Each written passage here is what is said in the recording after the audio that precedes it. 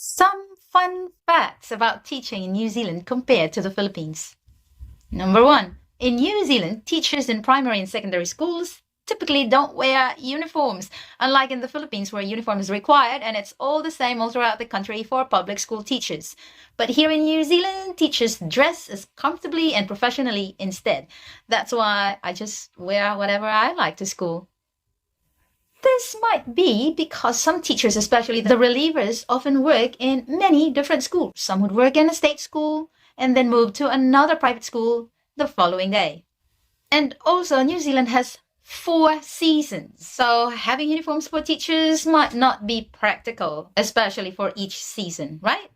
However, some schools in New Zealand do have uniforms for students, while others don't.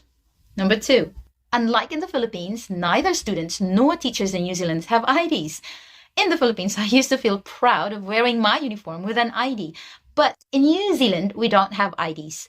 In my new school, we wear badges provided by the school, so we can be identified by visitors, especially that we are teachers. School hours are different too. In New Zealand, school usually starts at 8 a.m. and ends at 3 p.m. for students, although some schools may start and finish a bit earlier, especially high schools. This contrasts with the schedule in the Philippines. In my new school in New Zealand, teachers need to be there by 8 a.m. and stay until 3:30 or 4:30 if we have meetings. In the Philippines, I was already in school by 6:30 in the morning and stayed until 5 p.m. or sometimes 6 p.m. when we have meeting or other extracurricular activities. Number 4. Addressing people is also different.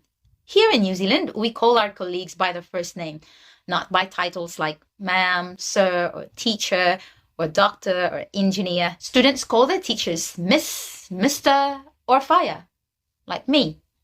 Miss Bukoran or Faya Juvie, but I prefer Miss Bukoran. Actually, Mrs. Bukoran, but for short, they call me Miss. Depending on what the teacher prefers, of course. Others want to be called Faya, say for example. Pronouncing names correctly is very important too, especially for Pacifica and Maori names, to show respect, right? So make an effort to learn how to say their names properly. It's okay to ask again and again. I did that, especially if you are genuine about learning it. Number 5. In terms of transportation, having a car is common in New Zealand, unlike in the Philippines where it may not be as common. While there are buses and Ubers in New Zealand, having your own car is still convenient. Schools in New Zealand have parking spaces, actually almost all establishments, but sometimes there aren't enough for everybody. So I really try my best to come to school early so I can find a spot for parking. Number 6. Teaching in New Zealand is known for being fun and less pressured compared to teaching in the Philippines, especially in the primary sector.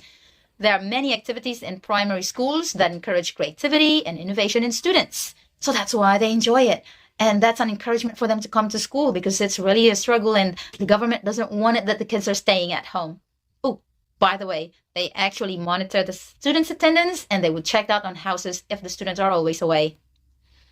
Number 7, professional development workshops are also provided and funded by most schools in New Zealand. These workshops are usually relevant and not too tiring, lasting between 30 minutes to an hour after school, but actually, I still feel tired about it because of it's too much. I feel overwhelmed, overloaded with so many information. Within that 30 minutes or 1 hour, my head feels heavy already. I don't know how I'm surviving each year.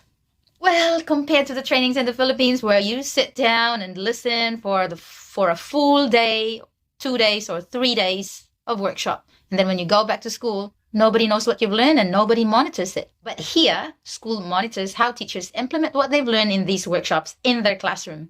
So there's coaching and feedbacking every now and then. And when teachers are renewing their practicing certificate, there's no need for certificates for these workshops. The school principal just signs off to show your proficiency. Additionally, teacher-only days or TOD are held at least once a term for further training and making sure teachers are equipped with the latest trends in education. That's probably why it's so overwhelming, because you haven't even finished completing the first training. Here comes another one. More facts and realities about teaching in New Zealand that will be valuable for you if you are an overseas trained teacher thinking of coming to teach in New Zealand. So make sure you like, follow, and subscribe for more. Kakite.